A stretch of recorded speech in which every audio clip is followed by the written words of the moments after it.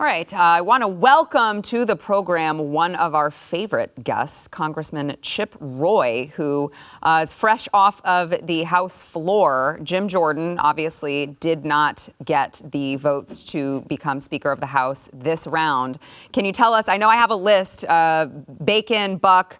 I could go down the list. Garbarino, Gonzalez, Granger. Those two are from Texas. James, Kelly, Kiggins. Lawler, Rutherford, Spartz, Womack, Michael Simpson. There were several votes for McCarthy. There were several votes for Lee Zeldin, Scalise, one for Thomas Massie. What the hell is going on in the House, and are we going to get a new freaking speaker? Yeah, well, Sarah, great to be on. I wish I was with you in Texas and we were visiting there rather than my being here in the swamp. But that's the nature of the job I signed up for, which tells you something about my existence. But look, what we saw unfold on the floor today is not all that surprising, except for this. Jim Jordan, the former chairman of the Freedom Caucus, strong conservative, came to Washington to change it, just got 200 votes out of the Republican conference for Speaker of the House. That is a monumental achievement. We are moving the needle. We are changing this town. But the actual war is not about Jim Jordan. This war has been going on and brewing for well over a decade, okay? We're in the era that came in with the Tea Party, that then came through cut, cap, and balance, try to cut spending, that then led to the formation of the Freedom Caucus after I was Ted Cruz's chief of staff, and we're here battling the Obamacare shutdown. Then Donald Trump coming in and taking on the swamp through multiple speakers. We've been having this battle for the soul of not just the country, but the Republican Party in order to save the country.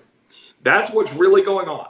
And what you saw today with respect to the 20 who did not vote for Jim, and I've got friends in that group, I'm not disparaging them as humans, but someone's got to ask them the question now that they voted.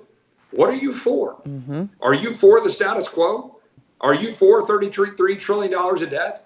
Are you for wide open borders? Are you for a defense that is more woke than it is able to go carry out war making? Are you for empowering China? Are you for empowering the liberal elites with their ridiculous green agenda that's undermining our national security and empowering China? Are you for, undermining our ability to conduct wars in defense of this country while we just send over blank checks to Ukraine? Mm-hmm. I mean, I could keep going down the list. Are you for the status quo? And just notice that of the 20, 7 of them are appropriators. 4 of them are on the House Armed Services Committee.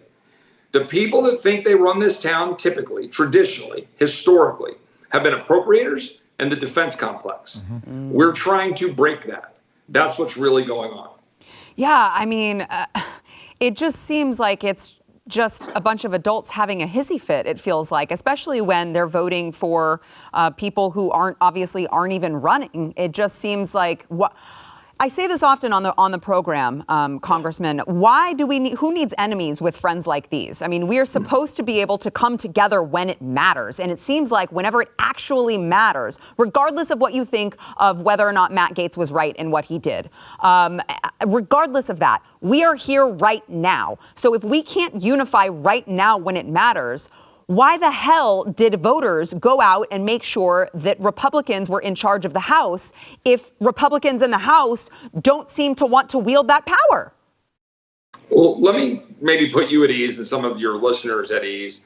You can tell I'm pissed, so you're trying to calm me down. I appreciate that. And you should be. You should be. So am I. Yeah. I've had a conversation with one of the more moderate members who's one of the 20 over the weekend. I'm not going to say who. It was a private conversation. But that individual said something that I agree with, which is when this is all over in a few weeks or a month or whenever we get this all sorted out, Americans are going to blow right past it. What they're going to be concerned about next year is whether or not we're fighting and delivering on reducing spending, pulling back on the power of the Biden administration, restoring our military, securing the border, standing with Israel, but not with blank checks for every foreign, entity around the world in the name of Israel, which is what they want to do by lumping Ukraine together with Israel. They want to see us fight. That's what this is all going to be about. So, we're going to get through this just like we got through January. And let me say this. We got a lot of great stuff done this year. H.R. 2 is the best border bill we've ever passed. Mm-hmm. The defense authorization bill is the best defense authorization bill we've ever passed. The 4 appropriations bills are actual cuts. We fought through and got them across the finish line. We got other good bills done. We've stood up for life. We've stood up for parents. We've stood up for a strong border. We have a Senate Democrats and a president that won't work with us. We have a thin majority, and we're exposing this family feud for the entire country to see. That's okay. We have the worst form of government except for all the others. Everybody stay calm and carry on. We have a job to do. I'm not backing down. We're going to change this town or bust. If my colleagues think they're going to roll over me or roll over Jim Jordan, they're out of their mind. If they somehow get Jim to, back off, I think Jim should carry this all the way through. We'll be next. We'll stand up and fight for change. We're not going to agree to more of the same. So you think that there are enough of you who are standing up and saying, if this is a game of chicken, you're going to lose because we're not backing down? Well, I can promise you that I'm not backing down, and I can promise you that my colleagues that stood up in January to change this place are not backing down. And if this group of 20 thinks that they're going to somehow, get us to back off in this false name of unity instead of unifying around actual purpose, unity for the sake of unity is stupid. Right. Unity to stand up to actually go fight for the American people who sent us here instead of fighting for defense contractors or to spend more money that we don't have or to fight for, some sort of, power that you want to retain. That's not going to get the job done. The American people sent us here to fight for them. We are supposed to be representing them. I work for my constituents. I work with my colleagues. There's a difference. I heard that, and maybe you can confirm, I'm not sure, but I heard that there were the phones have been flooded in D.C. With people urging their leaders, their representatives, I should say rather, to vote for Jim Jordan, and that maybe perhaps that was some of the pressure that was applied that encouraged certain representatives to make the right choice, which was to, of course, elect Jim Jordan. Have you heard that at all? Well, of course, people have been lighting up the phones, and they should. Every American should call your member of Congress and tell them who you think should be the Speaker of the House, and you should be questioning our votes. If you don't like my vote, you should call my office. If you like my vote, feel free to call my office. But the bottom line is, of course, you should let your voice be heard. But, some of my colleagues they're protesting a little much. I made some calls this weekend telling people, hey, back off until Jim has had the chance to go visit with his colleagues. Mm-hmm. Let's not prejudge this. Jim's trying to work his colleagues to see if we can come to agreement. I did that. I did it on behalf of some of my colleagues because they wanted time to talk to Jim. That's fair. But now you voted. So guess what? Your constituents have a voice. So suck it up, Gus. Yeah, go ahead. Yeah, Congressman, good to see you again. Jaco Booyens here. The two names for me that's most attractive in the speakership would be Jim Jordan and you. But you're such a fighter. You're an absolute pit bull for us, specifically on the border. I'd love to hear from you, for those who may be willing and dealing with Congressman Jordan on the back as he's heading towards speakership. My opinion is that he will stand firm, that he will not negotiate and back down from his pro-life, pro-America, pro-truth stance that we've seen him take. Well, my view in life is past is prologue.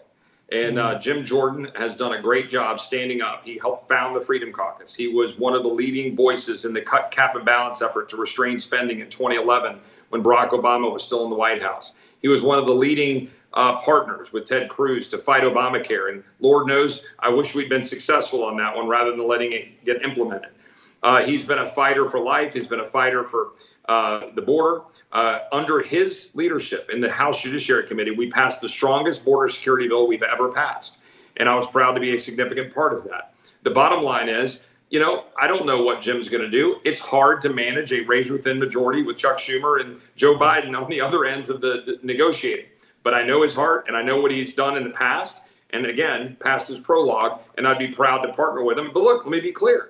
I'd be proud to hold him accountable, too, just as we're supposed to do. Yeah. Congressman, I appreciate you taking the time today. I will leave you with this. Don't you think, it's just a random thought, don't you think it would be nice if we had someone else to vote for Senate other than John Cornyn? Well, you're just setting me up for a nice little trap here. I'm focused on getting our speaker elected, and I will let everybody, figure out what they want to do going forward. But I got to focus on Jim Jordan today. All right, fine. You're excused from answering that question today. I appreciate you. We'll talk soon. All right. God bless, Sarah. Thank you.